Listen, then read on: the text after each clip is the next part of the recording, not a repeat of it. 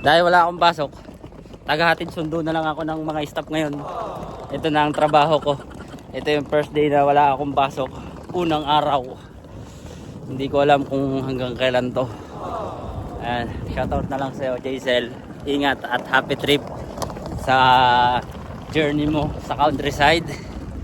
At yun lang yun. Ingat. Salamat sa banding ng 2 days. 2 days ba? Isang araw lang pala. Isang araw lang. Right, dito na tayo. Yan. Siyempre kasama ko si Ryan. Papasok siya. Ako, tambay. Tagahatid sundo na lang ngayon ng staff. Nga. Taga-sundo na lang si Bimbi. Ayan. Hintay-hintay lang. Ayan. Ganun talaga ang buhay.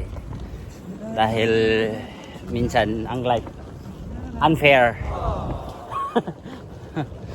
Kaya ganun talaga, reality. Kailangan tanggapin. So, dahil Friday ngayon, ito ang first day nang wala akong trabaho. Pero nung dumating kami galing bakasyon, nagkatrabaho pa ako ng 3 days, 4 days, no? Right, ganun. 3 days or 4 days na nagkaroon pa ako ng trabaho. Na gulat lang ako nung after a day, bigla akong sinabihan ng manager ko na this is your last day nung nung Tuesday. So nagulat ako nang sinabihan ako ng manager ko na this is your last day.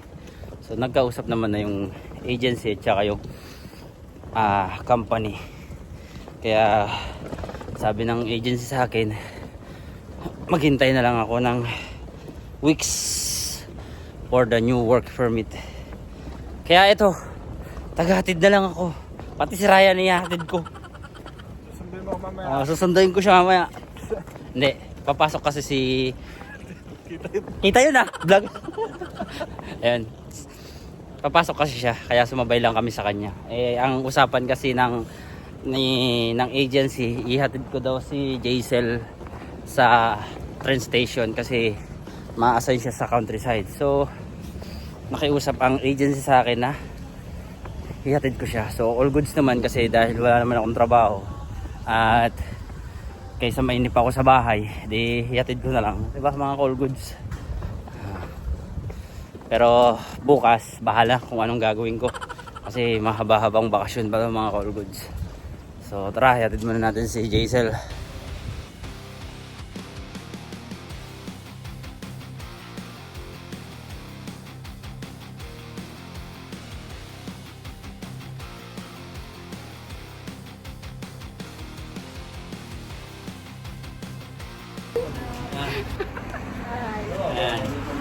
Ingat na lang. Kaya hintay na lang kami ng bus. Mga 30 minutes. Ano, 15 to 15 ba? 30 minutes, depende. Kaya maghintay pa tayo ng isa pang bus. Mabilis lang naman yun. Atid sundo na lang ako ngayon. Tsaga lang, paghihintay. Okay, mga all goods. Tsaga lang at paghihintay, tiis lang. And Para makarating dito sa Poland. okay, all goods. Ayun, nahatid ko na siya rito sa sentrum. Nandito na rin si Sam, yung maghahatid sa kanya. So, all goods na. So, ingat and happy trip. Thank you. Okay na mga all goods. Nahatid ko na sa Jaisel. Siyempre, wala naman na tayong gagawin. After nun, uwi na tayo. Pero dahil maaga pa na mga all goods, baka mag-ikot-ikot muna ako rito or kung ano man pwedeng gawin dito sa Islote Tarasi o kahit saan dito sa downtown. Dahil start naman ngayon, wala na akong trabaho. Dahil naghihintay pa ako ng working permit ko mga all goods. Diba?